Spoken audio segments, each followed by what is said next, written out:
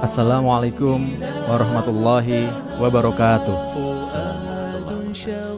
Alhamdulillahilladzi arsala rasulahu bil huda wa dinil haq liyundhiru ala dini kulli wa kafa billahi syahida. Allahumma sholli wa sallim wa barik ala sayyidina Muhammad wa ala alihi wa sahbihi ajma'in. Sahabat Mahat, jumpa lagi dengan saya Juta Ajrullah dalam program Karimah, kajian daring Ma'had Abdurrahman bin Auf. Bersama Karimah, jauhi ghibah, raih hidup yang berkah. Alhamdulillah, pada edisi kali ini, Jumat tanggal 27 November 2020, sudah hadir bersama kita narasumber yang akan mengulas tentang topik kita pada pagi hari ini. Topik kita apa? Yakni adalah the power of acceptance. Untuk itu, mari kita sapa dulu narasumber yang sudah hadir di tengah-tengah kita, Ustadz Akhyar Rashidi. Assalamualaikum Ustadz Akhyar. Waalaikumsalam warahmatullahi wabarakatuh. Alhamdulillah. Terima kasih Ustadz sudah berkenan hadir di program Karimah. Alhamdulillah, insyaallah. Sehat Ustadz ya? Alhamdulillah. Alhamdulillah. Jumat mubarakah insyaallah. Allah barik fik, insyaallah. Baik sahabat Mahat, dimanapun Anda berada, sahabat bisa ikut bergabung dalam kajian ini dengan bertanya dalam kolom komentar. Tentunya pertanyaan yang diajukan sebaiknya seputar topik yang kita bahas pada pagi hari ini. Baik, sahabat, tidak perlu berpanjang lagi. Kami persilahkan Ustadz Akhyar untuk mengulik, untuk mengulas topik kita pada pagi hari ini. Apa sih maksudnya the power of acceptance? Tafadhol Ustadz, maksudnya apa nih Ustadz? The power of acceptance ini kayaknya kok seru sekali kayaknya ini topiknya ini kalau dibahas nih Ustaz. Mudah-mudahan demikian. Nah, mudah-mudahan. Insyaallah. Silakan Ustaz. Jazakallah khair pada Bapak Juta Azrullah. Masya Allah. Alhamdulillah. Ini kesempatan luar biasa yang diberikan oleh terutama khususnya Ma'had Abdurrahman bin Auf Universitas Muhammadiyah Malang. Ya. Baik, saya mulai dengan memuji kepada Allah Subhanahu wa taala. Alhamdulillah wassalatu wassalamu ala Rasulillah wa ala alihi wa sahbihi wa mawalah wa ba'du. Assalamualaikum warahmatullahi wabarakatuh. Waalaikumsalam warahmatullah. Sahabat Ma'had yang dimuliakan oleh Allah Subhanahu wa taala, sungguh merupakan kenikmatan yang luar biasa yang Allah anugerahkan kepada kita di pagi menjelang siang ini, di hari Sayyidul Ayyam, hari yang tentunya dipenuhi dengan keberkahan ya, oleh Allah Subhanahu wa taala. Allah pilihkan hari ini hari yang sangat mulia ya, yakni hari Jumat. Maka ada baiknya kita memuji, bertahmid ya, bertasbih, juga bertakbir atas segala anugerah yang diberikan oleh Allah Subhanahu wa taala. Tentu anugerah yang utama adalah anugerah iman. Bagaimanapun iman inilah yang sesungguhnya yang menguatkan kita dan memberikan kemampuan kepada kita untuk melaksanakan berbagai aktivitas amaliyah kita sehari-hari, khususnya terkait ubudiyah kita kepada Allah Subhanahu wa taala. Dan tidak luput kita juga bersolawat kepada Nabi kita, uswah dan teladan kita, Nabi kita Muhammad sallallahu alaihi wasallam. Allahumma shalli wa sallim wa barik alaihi. Berkat beliaulah kita mengenal Islam dengan sebaik mungkin. Berkat pengorbanan beliau kita bisa memeluk ya agama ini, agama yang akan menolong kita tidak hanya di dunia, kelak juga di akhirat nanti insyaallah. Insyaallah. Baik sahabat Ma'had, insyaallah ya pada hari ini kita akan mencoba untuk membahas satu tema, satu topik yang sesungguhnya ya bahasanya sih keren banget ya. Tapi dalam bahasa Indonesianya kekuatan menerima, Masya Allah. keridauan kita. Sebab sahabat Ma'had menerima atau ridho dengan apa yang ditakdirkan oleh Allah Subhanahu wa taala adalah sebuah keniscayaan. Sebab di lapangan kita melihat masih banyak saudara-saudara kita ini sangat sulit untuk menerima apa yang ditakdirkan oleh Allah Subhanahu wa taala. Mungkin kalau itu terkait kenikmatan, dengan mudah kita akan menerima. Ya. Sahabat Ma'had akan mudah menerima, ya, bila diberikan kelulusan, ya, dalam ujiannya, imtihannya, ikhtibarnya, lulus dengan nilai yang luar biasa, itu dengan mudah kita akan menerima dan sukacita, ria, gembira. Tapi bila mana yang diberikan oleh Allah Subhanahu wa taala itu adalah hal-hal yang kita sendiri tidak menginginkan, gitu kan. Nah, bila kita lihat dalam firman Allah Subhanahu wa taala dalam surah Al-Baqarah ayat 216, ya kan, Allah berfirman, ya, kutiba alaikumul qital wa huwa kurhul lakum. Nah, ini yang kita garis bawahi adalah wa huwa kurhul lakum. Allah tahu itu bahwa ketika Allah mewajibkan, ya, kepada hambanya untuk berperang, ya kan, kutiba alaikumul qital wa huwa kurhul lakum. Ya, ini. Jadi berperang adalah sesuatu yang oleh jiwa manusia itu sesuatu yang tidak diinginkan, tidak disenangi. Karena ada pertumpahan darah. Harus meninggalkan keluarga, harus meninggalkan barang materi yang ia cintai, keluarga yang ia sayangi, itu harus dia tinggalkan. Makanya sesuatu yang sangat tidak disenangi.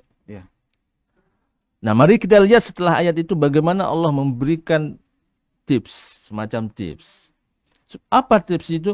Tips bagaimana bisa menerima dengan lapang. Bagaimana bisa kita ridho dengan hal itu. Sesuatu yang sangat berat. Itulah. Bisa kita bayangkan di zaman Nabi itu, ya, lagi enak-enak bersama keluarga, ya, bersenda gurau. Ya, syukurnya pada saat itu belum ada TV, ya kan? Lagi enak. Zaman sekarang kita lagi enak nonton TV, ya kan? Kemudian di kebun lagi akan panen, begitu kan? Kemudian ada pengumuman untuk berperang. Ini, apakah kita akan betul-betul bersemangat menggapai seruan itu? Atau akan ada sesuatu di hati itu? Nggak bisa diundurkah? Nah, kan kadang-kadang kita ya kan, entar dulu deh, lagi asik nih. Yang sederhana saja lah, ya, kita lagi asik gitu loh kan, terdengar suara azan, kita kadang betul. Masya Allah, kita tuh mengakhirkan, entar dulu ya, baru azan nih, entar dulu deh, ini baru iqamah. Akhirnya kita tertinggal gitu loh. Padahal seruan Allah dan Rasulnya adalah seruan yang menghidupkan, ya, bikin hidup lebih hidup. Betul. Gitu loh. Tapi kita merasa susah untuk menerima hal itu. Gitu loh.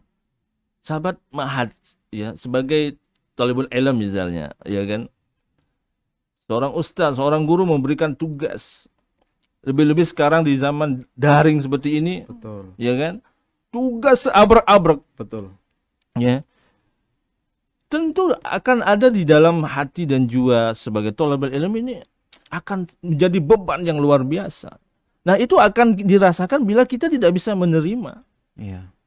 Gitu loh.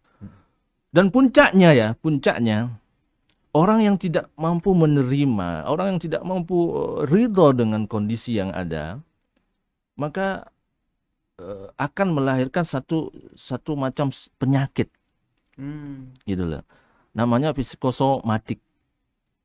Ya, psikosomatik ini lahir karena psikis, ya, pikiran, gitu. Yang akan diserang adalah fisik kita. Ya. Yang kadang-kadang sakit kepala, ya kan? Kadang-kadang sakit gigi, asam lambung, macam itu. Padahal dibilang telat makan, enggak. Iya, iya. Dibilang jarang gosok gigi juga enggak. Betul, betul. Nah, nah itulah karena apa? Karena kita kurang mampu untuk bisa menerima hal itu. Maka lihat, nah kembali kita lihat surah Al-Baqarah ayat 216. Setelah Allah memberitahu kita wa huwa kurhul lakum, syariat Allah memerintahkan untuk berperang pada saat itu, dan Allah memahami betul bahwa jiwa hamba pada saat itu wa huwa kurhul lakum, dia akan tidak enak, tidak mengenakan. Tapi setelah Allah memberitahu wa asa an takrahu syai'an wa huwa khairul lakum. Wa asa an tuhibbu syai'an wa huwa syarrul lakum. Ya. Sesuatu yang mungkin pada saat itu kita dengar seruannya, ya, menjadi hal yang sangat tidak mengenakan bagi kita. Tapi kita tidak memahami betul bahwa setelah itu muaranya adalah kebaikan. Layaknya ketika kita datang ke seorang dokter, didiagnosa bahwa penyakitnya adalah A atau B, tapi diberikan obat. Obat itu terasa pahit. Ya begitu kan? Ya. Demikian juga jamu terasa pahit. Ya. Tapi hasil dari meminum obat dan jamu itu akan menjadikan tubuh kita menjadi sehat. Ya. Gitu. Itu kita bisa terima loh. Ya kan? Iya, iya. Jarang kita melihat, menyaksikan ada pasien yang, dok, kalau bisa jauh salah ini lah. Wah, pahit banget. Jarang, dia akan terima. Nah, ketika dia nerima, ya, maka lahirlah energi positif. Gitu loh. Nah, itulah yang akan menjadikan organ tubuh di dalam itu menyiapkan diri untuk berproses menjadi lebih baik, menerima, gitu loh. Hingga pikiran menjadi positif, gitu loh. Ya, kita menjalani hidup pun akan menjadi lebih bersemangat, gitu loh. Nah, berbeda ketika kita tidak mau menerima hal itu, gitu loh. Maka akan terasa hidup ini jadi berat. Ya, beban hidup ini menjadi berat dan bertambah berat. Gitu loh.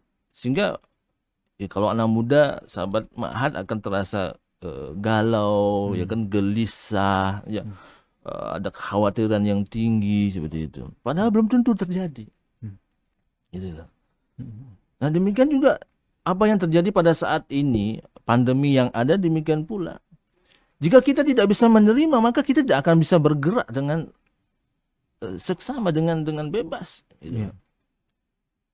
Ya. Karena dihantui oleh pandemi ini nanti berinteraksi bahkan begini. Iya. Aku nanti tertular begini. Padahal belum tentu. Dan sering terjadi kasus, ya, orang tuanya positif, anaknya yang jagain. Betul. Tapi anaknya tidak ada masalah. Iya. Gitu kan? Nah, artinya apa? Kadang kita dihantui oleh informasi yang kita tidak bisa ngolah. Kita hanya telan begitu mentah-mentah sehingga itu mempengaruhi. Gitu. Anda ini pandemi ini tidak tersiarkan, apa yang terjadi oleh masyarakat? Apakah setegang ini kah? Iya. Itu kan? Tidak akan. Saya keliling di beberapa lokasi pedalaman, ya. Iya. Itu nggak ada namanya terasa itu adanya pandemi itu. Tidak terasa. Nggak ada sedikit pun. Informasi nggak sampai ke sana ya mungkin. Itu. Gimana mau nyampe? Televisi nggak ada. Nggak ada listrik. Berarti pelosok sekali, Ustaz, ya? Itu pedalaman, makanya dinamakan pedalaman. Iya. Itu. Nggak ada. Mereka tuh enjoy, menikmati betul hidup itu dengan keterbatasan yang ada. Kenapa? Kuncinya satu, nerima. Betul sekali. Gitu loh. Sekarang ini kita kenapa orang banyak mengeluhkan kehidupannya? Kenapa? Karena belum bisa nerima. Gitu loh. Makanya 5 sebab sumber ketidakbahagiaan orang gitu loh. Ya. Salah satunya adalah ada ridho bil qadar. Tidak ada keridhaan terhadap apa yang ditakdirkan oleh Allah. Ya, ya, ya. Itu menjadi orang tidak bahagia. Gitu loh. Makanya bukan karena sesuatu itu nikmat, Ya. barulah kita terima. Tapi karena kita mampu menerimanya, maka segala sesuatu itu akan terasa nikmat. Masya Allah. Itu sahabat Ma'had. Iya, iya, iya. Kunci menerima saja. Siap dulu ya. Iya. Ketika kita, ya, sesuatu itu datang kepada kita dan sesuatu itu sesuatu yang tidak kita mau, ya kan? Dan itu terlepas daripada kemauan kita, hadir, menghampiri kita, menyapa kita. Maka yang pertama kali kita harus ingat adalah bahwa sesuatu itu tidak pernah diizinkan oleh Allah datang kecuali oleh Allah. Sesuatu itu tidak mungkin terjadi, tidak mungkin datang, tidak mungkin nampak, tidak mungkin terwujud kalau bukan izin Allah. Iya, iya. Termasuk corona ini. Termasuk. Kenapa ada fenomena masjid-masjid menjadi kosong? Ya, ya. Kita harus introspeksi. Bisa jadi kita selama di masjid, lisan berucap, lisan bertasbih, hati menyombongkan diri. Masya Allah. Itu loh. Kenapa? Karena kadang kita sudah merasa nyaman, pede sekali bahwa karena merasa diringankan untuk beribadah, ya kan? Melangkahkan kedua kaki ke masjid, ya kan? Kemudian kita melihat saudara kita masih ada di perempatan, gitu kan? Apalagi masih memegang minuman botol memabukkan, kita sudah memegang enteng, menghina. Gitu. Ini sebuah teguran sesungguhnya bagi orang-orang yang beriman. Ini akan mengambil sebuah pelajaran, bahwa bagaimana amaliyah soleh kita ini betul-betul ngefek kepada kehidupan sehari-hari bila tidak menghadirkan hati. Iya. Nah, menerima itu adalah amalan hati yang akan berefek kepada fisik. Itulah. Ini kalau kita kan sering fokus kita ini sahabat Ma'had yang dimuliakan Allah, lebih kepada fisik kita, amaliyah fisik saja yang kita perbaiki, bagusin sebaik mungkin. Tapi kita lalai dari memperbaiki amaliyah hati kita. Ya salah satunya adalah menerima itu.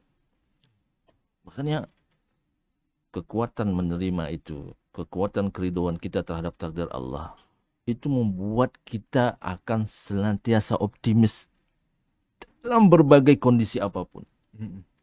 Lihat, kenapa waliullah Allah sifati la khaufun alaihim wala hum yahzanun. Kenapa? Karena beliau ridha. Beliau betul-betul meyakini dan mengimani bahwa apa yang menghampiri yang datang kepadaku, kepada kita selaku hambanya, entah itu suatu kebaikan, keburukan, yang mengasihkan, yang mengenakan, atau yang tidak mengenakan adalah datangnya dari Allah. Dan bila kita mampu untuk menikmatinya, maka itu akan semakin menjadi nikmat. Masya Allah. Gitu lah. Iya. Maka sebuah pelajaran yang saya dapatkan dari berkeliling ke pedalaman adalah bahwa orang untuk bahagia itu sangat simpel, sangat sederhana. Tidak harus menunggu sesuatu yang datang, suatu nikmat yang datang baru kita bahagia. Tapi bahagialah karena itu adalah sebuah nikmat. Maka ketika saya diberikan pilihan menjadi orang kaya apa menjadi orang bahagia, maka sahabat Ma'had pilih mana? Karena menjadi orang kaya belum tentu bahagia. Tapi menjadi orang bahagia udah pasti. Pasti bahagia. Iya. Maka kunci untuk senantiasa bahagia adalah ridha. Ridha, terima saja. Begitulah orang-orang pedalaman, tidak ada listrik, dia terima. Dia mau protes. Protes apa? Kepada siapa yang mau protes? Gitu loh. Jangan listrik, identitas aja tidak punya. Identitas warga negara. Iya. Ini kayak kita, Masya Allah, KTP ada jelas, induk kemana gitu kan. Iya, iya. Masuk ke RT apa, RW apa jelas mereka. Saya jadi Ini. penasaran, Ustaz. Daerah Nah. mana itu, Ustaz? Daerah mana pedalaman yang belum ada kartu tanda penduduknya itu? Salah satunya di Sulawesi Tengah, Morowali Utara. Itu. Itu banyak sekali. Iya, Dan iya. mereka, nah kalau mereka kalau kita datangi, kita tanya agamanya, mereka akan menjawab dua. Kalau enggak Kristen, Muslim. Oh gitu ya. Tergantung Iya. siapa yang bertanya. Dan siapa yang membawakan makanan. Oh begitu. Subhanallah. Tapi ala kulli hal yang paling ajibnya dengan mereka itu adalah mereka bisa bahagia dengan keterbatasan yang ada itu. Iya, iya, iya. Itu yang harus kita pelajari. Iya, Itu betul. yang harus kita ambil pelajaran. Sementara kita ini yang seringkali bergelimang kenikmatan, kemudahan, Iya, betul. masih kurang bahagia. Itu. Kita kurang apa? Terus kita masih banyak mengeluh, ya. Mereka santai, gitu kan? Betul-betul menikmati kehidupan dengan keterbatasan yang ada. Itu yang betul-betul ya, dapat pelajaran dari keliling ke pedalaman itu. Rata-rata seperti itu. Bayangkan kita hanya anak kecil itu, Ya. kasih permen begini, enak, bangga. Itu bahagianya luar biasa. Bahagianya luar biasa. Hanya sebuah permen. Permen. Gitu loh. Anak remaja itu ya, yang seminggu belum tentu mandi. Ya. Kita kasih dia sabun gitu kan. Terima. Gitu. Maka sahabat Mahad yang dimuliakan oleh Allah Subhanahu wa taala. Wallahu ya'lamu wa antum la ta'lamun. Allah tutup ini ayat dalam surah Al-Baqarah 216. Ya. Wallahu ya'lamu wa antum la ta'lamun. Ini yang harus kita tanamkan dalam alam bawah sadar kita. Bahwa kita punya keterbatasan untuk memahami segala sesuatu yang terjadi di muka bumi ini. Maka tidak ada alasan untuk kita tidak menerima. Ya, ya. Ya kan ini Allah betul-betul menutup ayatnya wallahu ya'lamu wa antum la ta'lamun. Yaudah. Jangan usah maksa diri untuk mencari ya Allah kenapa engkau berikan hal ini ya. Gitu. Maka mari kita rubah mindset kita. Gitu. Maka ahli hipnoterapi sering memberitahu bahwa kunci sehat itu adalah juga menerima. Kunci sehat pikiran, kunci sehat jiwa itu adalah menerima. Ridha. Kapanpun, dimanapun engkau mampu ridha, kita mampu ridha, maka Anda akan sehat jiwa dan raga. Masya Allah. Itu Siap. sahabat Mahad yang dirahmati Allah. Iya, iya, iya. Satu lagi ayat yang harus kita jadikan sebagai pegangan dalam mengarungi kehidupan yang semakin kesini semakin banyak fitnah. Ya. Karena memang Allah mengikrarkan itu. Allah menetapkan itu. Wa ja'alna ba'dakum li ba'din fitnah atasbirun. Ini dalam surah Al-Furqan ayat 20. Sahabat Mahad boleh mengecek. Ini harus jadi pegangan betul-betul. Wa ja'alna, kami jadikan sebagian dari antum dengan sebagian yang lainnya fitnah. Sebagai ujian. Sahabat Mahad sebagai thalib misalnya, sebagai mahasiswa, sebagai siswa adalah menjadi ujian bagi seorang guru. Ya. Orang ustaz. Iya. Itu. Demikian juga orang tua akan menjadi ujian bagi anaknya. Juga sebaliknya begitu. Orang kaya akan menjadi ujian bagi orang miskin. Juga sebaliknya. Atas wirun. Nah, ini. Sahabat Mahad mempelajari bahasa Arab, tatanan bahasa Arab. Ini alif. Ya. Zohirnya ini pertanyaan. Atas wirun. Apakah kamu mampu bersabar? Tapi sesungguhnya bukan itu maksudnya. Ya. Alif istifhamiyah ini sini adalah dimaksudkan adalah fi'il amr. Jadi apa? Isbiru. Sabar. Itu. Karena kalau kita nggak mampu sabar, ya itu tidak bisa menerima. Ya, ya, ya. Itu akan ada penolakan terus. Setiap hal-hal yang tidak kita inginkan datang, kemudian kita tolak sedemikian rupa, kita tolak. Itu akan datang.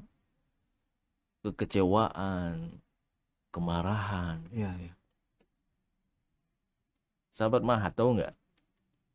Marah 1 menit itu akan mengurangi sistem kekebalan tubuh 4-5 jam. Subhanallah. Ini bakar. Mengatakan. Marah 1 menit? 1 menit. Iya, iya, iya. Apalagi berhari-hari, berminggu-minggu kita nggak bisa terima kondisi ini. Ya Allah, ini nggak bisa aktivitas. Iya, iya, iya. Betapa banyak orang kan jadi stresnya, nggak bisa bergerak, nggak bisa melakukan apa-apa, nggak bisa aktivitas, lagi pandemi begini. Iya, iya. Atas biru. Luar biasa. Nah ini sahabat Mahat, ya mudah-mudahan ya kita mencoba untuk memperbaiki mindset kita. Coba Allah itu menggunakan kalimat akal itu tidak menggunakan isim. Sahabat Mahat, coba perhatikan. Tapi Allah menggunakan dengan fi'il, bukan isim tapi fi'il. Tatafakkarun, fala ta'qilun. Nah, itu untuk apa? Agar kita bisa senantiasa merefresh bahwa akal ini gunakanlah dengan sebaik mungkin. Ya kan? Nah, di atas itu ada namanya akal keimanan. Masya Allah. Ketika akal sehat Anda tidak bisa menerima, maka beralihlah kepada akal keimanan. Maka Anda dengan mudah akan bisa menerima. Masya Allah. Kayak gimana Ustaz? Akal keimanan itu gimana Ustaz? Contohnya Ustaz, ya. Salah satu contoh saya berikan dalam sebuah cerita dari seorang sahabat yang mulia, Abu Bakar Siddiq radhiyallahu anhu. Sahabat Mahat pasti mengenal atau pernah dengar bagaimana beliau bersedekah.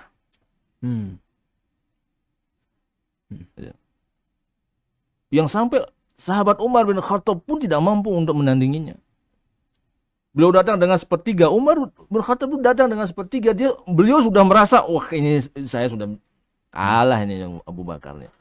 Tapi lihat, begitu datang, beliau membawa seluruh hartanya. Masuk akal nggak? Iya, iya, iya. Nggak masuk akal, Ustaz. Iya, iya. Kenapa? Karena pada momen seperti itu, akal keimanan yang masuk. Betul sekali. Betul.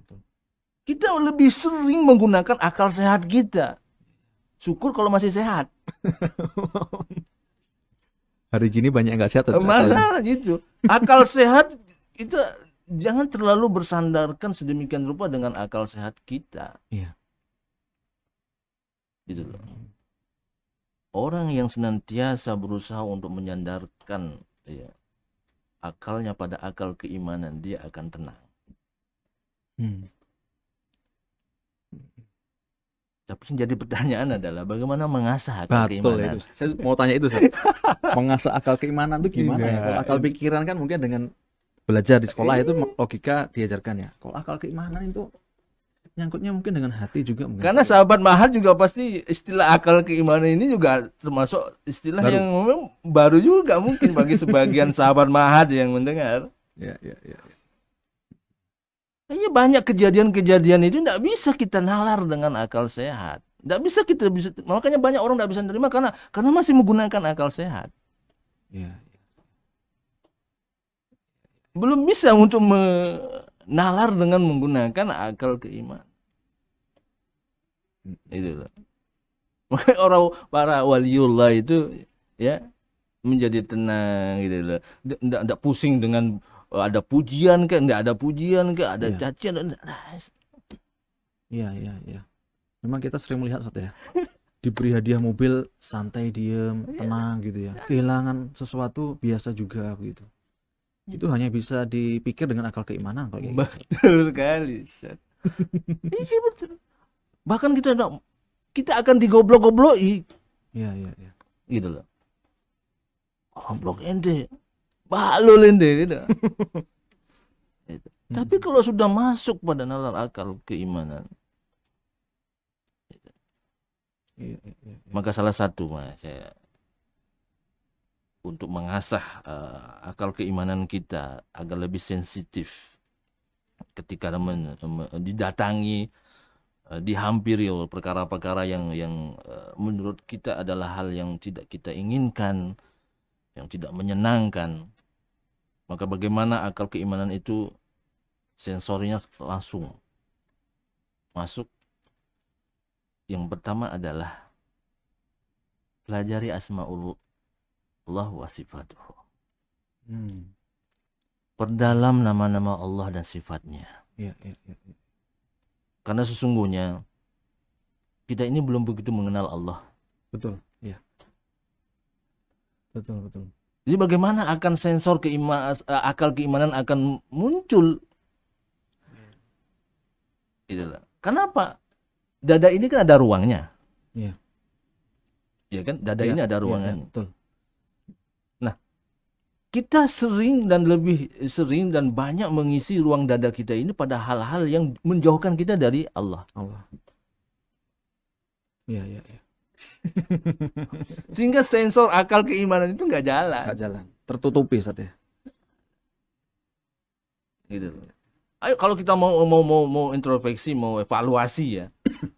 Dari kita TK sampai kuliahan ya, bahkan sampai orang sudah profesor, seberapa materi yang dipelajari yang dengan itu mendekatkannya kepada Allah. Ya. Ayo mari kita introspeksi pada diri kita. Iya, iya, iya. Maka tidak dipungkiri masih banyak orang belum bisa menerima apa yang ditakdirkan oleh Allah karena itu sensor akal keimanannya itu nggak main. Iya, iya, iya. Sehingga apa? Kemelekatan kita terhadap dunia itu lebih daripada kemelekatan kita pada Allah. Masya Allah. Itu yang terjadi sekarang ini Ustaz ya. Jelas. Iya. Apalagi di zaman sekarang ini di mana musim corona ini Ustaz, banyak sekali orang yang depresi. Depresi itu banyak sekali Ustaz. Karena faktor tadi kehilangan A, kehilangan B. Ya, dicabut nikmatnya seperti itu sehingga depresi ya. Ya, ya, ya. Oke, sekarang ada nggak di antara kita yang tidak pernah kehilangan? Ada nggak? Gitu. Iya, iya. Semua kita ada kehilangan. Kenapa? Karena kita manusia. Terbatas tadi itu. Iya. Satu itu, kedua kita ini hamba. Iya, iya. Ya kalau kita masih menyadari bahwa kita ini hamba bisa apa? Hamba punya apa? Ayo. Iya. Iya, iya, iya. Dan yang harus kita tanamkan, karena kita hamba, bahwa kita punya hak untuk menikmati, bukan untuk memiliki. Iya, iya. Kalau hak memiliki Anda tanamkan lebih dominan, maka kekecewaan dan sukar untuk bisa menerima. Ya. Tapi kalau hak menggunakan, memanfaatkan, memakai lebih dominan kita tanamkan pada diri kita akan nyaman. Iya. Itulah. Iya, iya, iya. Ya pernah terjadi. Ini cerita pribadi saya. Iya. Ketika di Lombok. Baru beli motor. Iya. Bukan motor saya, kan itu baru itu. Baru. Vario baru keluar. Iya. Dicuri di depan rumah. Dicuri di rumah itu, bayangkan. Di siang bolong. Masih baru. Baru itu. Hilang. Gitu. Sudah lunas belum Ustaz? Sudah. Alhamdulillah sudah lunas gitu kan. Ya, syukurnya begitu. Iya, iya, iya. Ya, Iya, iya, iya. kalau kita nggak nerima, akan kepikiran, susah makan, Iya. susah tidur, dan itu dialami oleh saya punya istri. Oh, Tapi syukurnya dia melihat saya tidak begitu, iya. gitu. Tidak terlalu down sehingga begitu ya. Tidak tenang, karena kita betul-betul menyadari bahwa mampunya kita membeli hadir itu barang karena memang kekuasaan Allah. Allah mau. Iya. Bukan semata-mata karena kita kuasa, karena kita kerja keras sehingga mampu menghadirkan dan mewujudkan itu. Bukan. Nggak ada itu. Ya. Kalau Allah mau, gitu loh. Ya, ya, ya. Dan itu bukan berarti menunjukkan kecintaan Allah, belum tentu. Iya, iya. Gitu loh. Maka ketika Allah ambil bagaimanapun caranya, udah. Iya, iya. Gitu loh.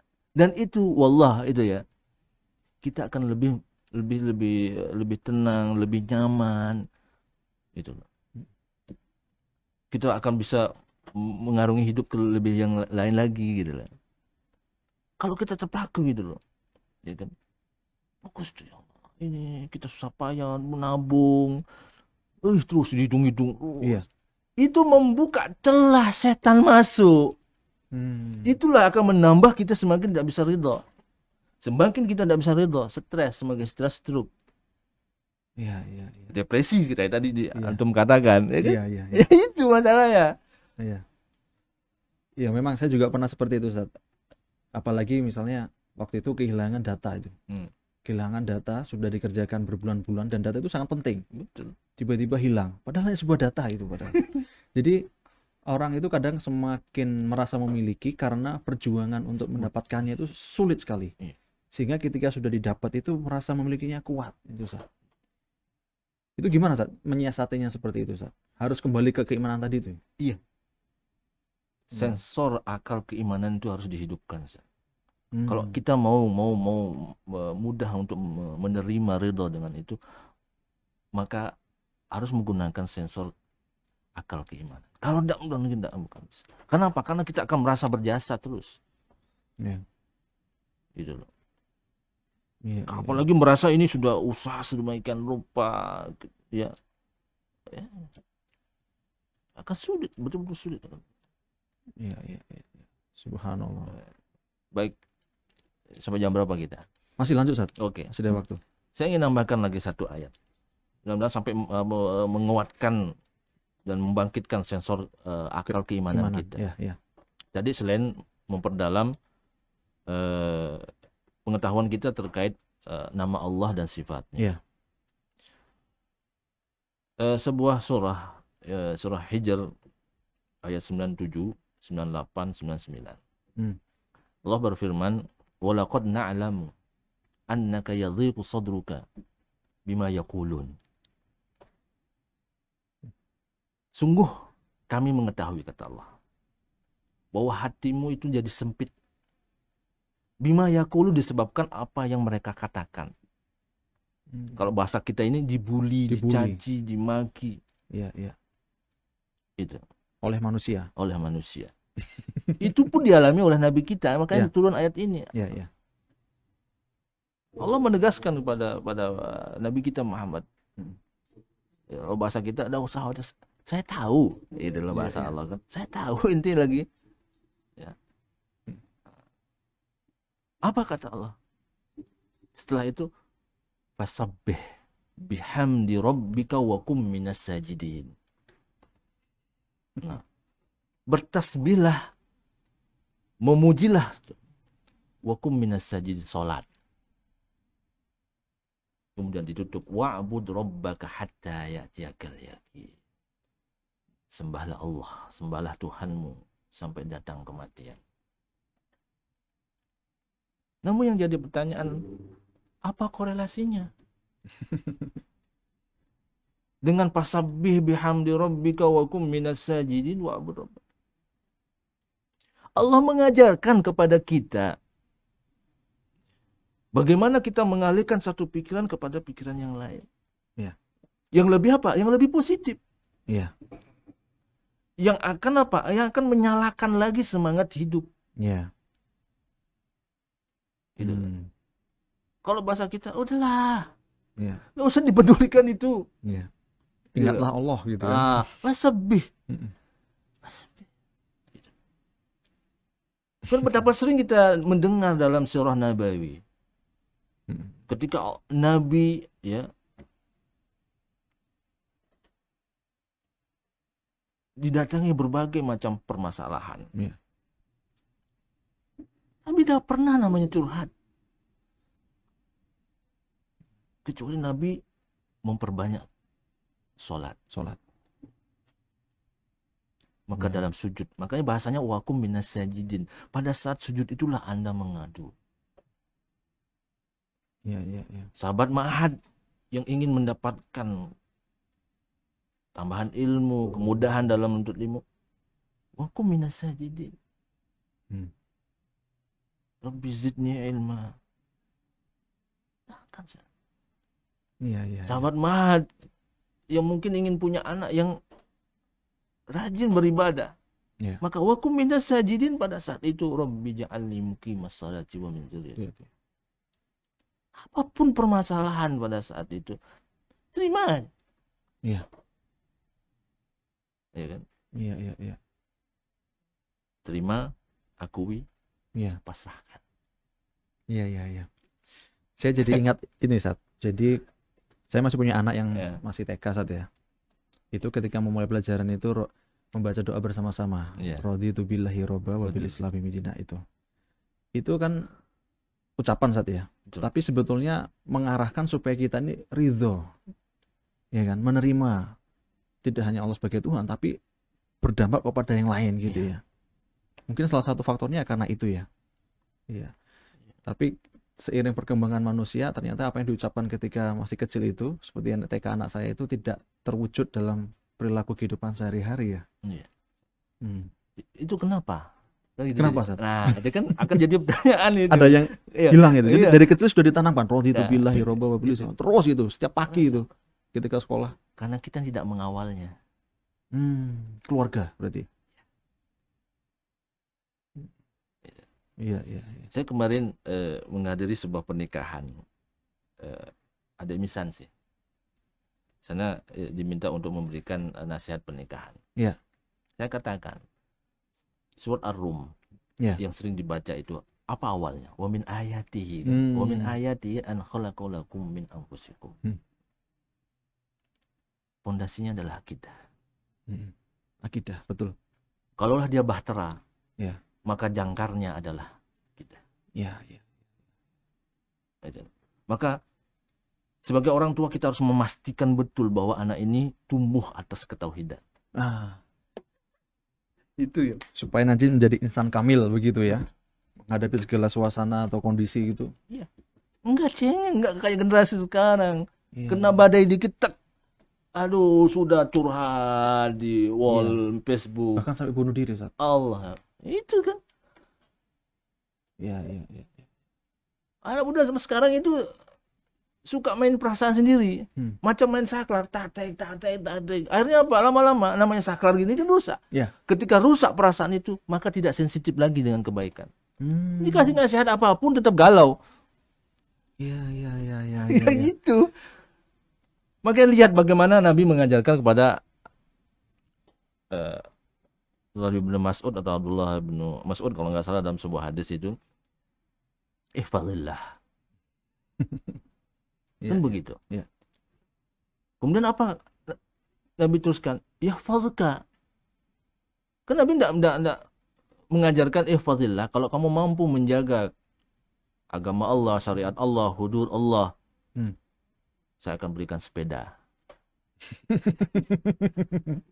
Kalau kamu, anakku, kalau kamu hafal 30 juz, saya berikan sepeda ya. Ya betul, nggak salah, betul. Iya, iya. Tapi dalam akal keimanannya dia akan jadi cengeng. Betul. Lemah. Sensor keimanannya tidak diasah berarti dengan begitu ya. Begitu dapat permasalahan, dia sudah kehilangan. Tapi lihat, ihfazillah yahfazka. Allah yang akan jaga. Ya. Bukan bapak. Bukan abi yang akan jaga. Ihfazillah, mau mampu menjaga syariat Allah, Allah akan jaga kamu. Masya Allah. Kayak sensor keimanan itu, akal keimanan itu perlu dihidupkan untuk generasi kita. Iya, iya, iya, iya. Dan awalnya dengan tauhid itu Ustaz ya. Tauhid. Jadi kunci untuk bisa menerima itu muara paling awal, ya, mata air pertama kali itu adalah keimanan apa? Ketauhidan Ustaz ya. Tauhid. Jadi misalnya kalau ada orang yang menyalahkan keadaan dan dia muslim, boleh jadi dia belum selesai dengan keimanannya. Betul.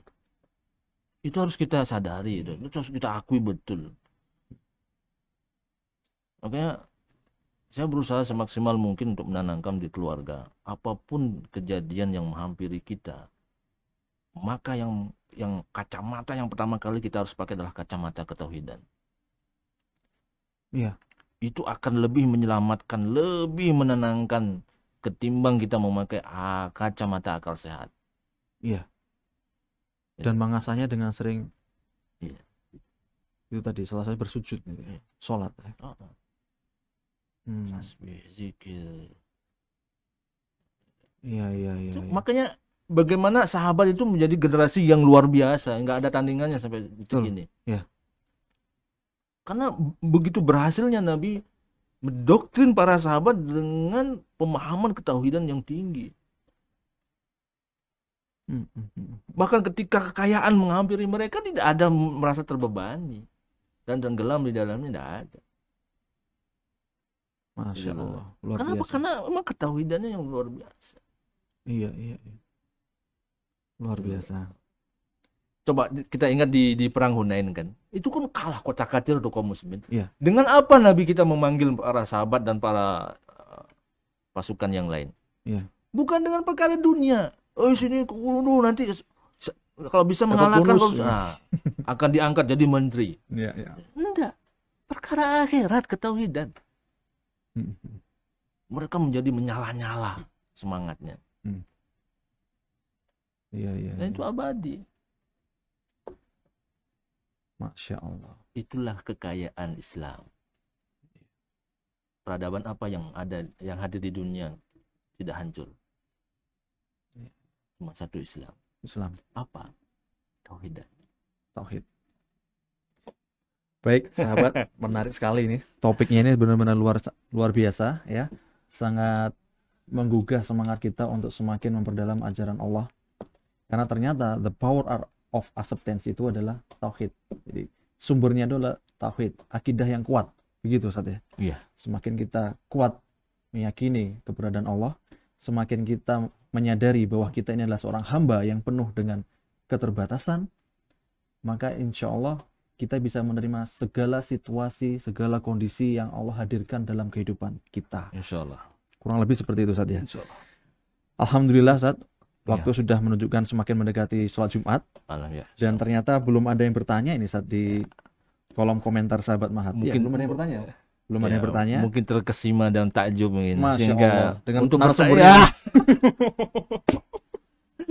Hingga tidak sempat untuk memikirkan sebuah memang pertanyaan. seru Ustaz. Kalau soal tauhid begini ini memang sangat seru. Ternyata kita juga sambil introspeksi ya. Saya sendiri juga mengalami kondisi seperti itu tadi. Kadang suka menyalahkan keadaan, tapi kembali lagi ketika sujud itu hilang dengan sendirinya. Jadi ternyata ada peran setan di situ ya. Betul. Setan nggak akan tinggal diam. Perkara tauhid ini perlu kita. Perkara tauhid, perkara yang tidak perlu dipertanyakan, tapi perlu dipraktekkan. Iya, tidak perlu dipertanyakan lagi, praktekkan saja. Praktekkan. Dan mempraktekannya harus sabar. Iya. Iya. Harus sabar memang ya. Yang sulit itu memang sabarnya, Ustaz. Bukan tauhidnya ya. Iya. Sabarnya itu yang sulit, sahabat. Iya. Baik, sahabat, itu tadi sharing kita tentang kekuatan menerima atau ridho. Ada tambahan Ustaz akhir sebelum saya tutup ini? Saya rasa itu 3 ayat itu mudah-mudahan menjadi pegangan kita dalam mengarungi kehidupan yang semakin kesini fitnah bertubi-tubi, tiada lain ingin menguatkan keimanan kita. Tiada lain itu. Allah tidak menghendaki apapun dari kita kecuali apa? Ayo kembali. Yeah. Allah tuh hanya manggil kita. Kamu sudah, kalau bahasa kita, kamu sudah menyimpang. Yeah. Kamu sudah terlalu tersesat. Kamu sudah terlalu menyimpang dari jalan yang sebenarnya. Ayo balik. Nah, Allah hanya menganggap gitu. Karena dengan memberikan ujian itulah kita akan menyadari bahwa kita sudah terlalu jauh dari keberadaan Allah. Maka mari mindset kita selalu perbaiki cara berpikir kita, kemudian hidupkan sensor akal keimanan kita, ya, tentu dengan memperdalam keilmuan ketauhidan kita mengenal Allah dengan sebaik mungkin. Demikian, semoga bermanfaat. Alhamdulillah. Saya mohon maaf kalau ada hal-hal yang kurang berkenan dari kata-kata yang keluar dari lisan saya. Tidak lain adalah merupakan kelemahan dari saya. Ya. Baik, alhamdulillah Ustaz, sudah luar biasa. Jazakallah Saya khair. sendiri juga terima kasih Ustaz Akhir sudah berkenan hadir. Nah, beliau ini tadi di awal saya belum perkenalkan ya. Beliau ini adalah koordinator dakwah di Yayasan Muslim Asia yang tugasnya memonitoring para dai yang dibina oleh Yayasan Muslim Asia. Dan dai-nya ini ada 175 orang saat ya, tersebar di seluruh Indonesia dari perkotaan hingga pelosok pedalaman. Maka tadi beliau sempat cerita tentang kisah-kisah berdakwah di pedalaman itu tadi, yang ternyata dari situ ada pelajaran yang bisa diambil tentang menerima kondisi situasi dalam kehidupan kita. Baik sahabat, terima kasih sudah bergabung menyimak kajian dari Ma'had Abdurrahman bin Auf pada hari ini. Insya Allah kita bisa bertemu lagi dalam edisi Karimah berikutnya. Karimah, kajian dari Ma'had ini tayang 2 pekan sekali setiap hari Rabu dan Jumat. Sahabat Ma'had yang belum bisa menyaksikan di kanal Facebook bisa lanjut menonton di kanal YouTube Ma'had. Dari kami sekian, mohon maaf bila ada kekurangan dalam kajian kita pada pagi hari ini. Saya Juta Ajullah dari studio mini Ma'had Abdurrahman bin Auf di Masjid A.R. Farudin lantai 5 Universitas Muhammadiyah Malang. Pamit undur diri. Billahi taufik wal hidayah. Wassalamualaikum warahmatullahi wabarakatuh. Waalaikumsalam warahmatullahi wabarakatuh.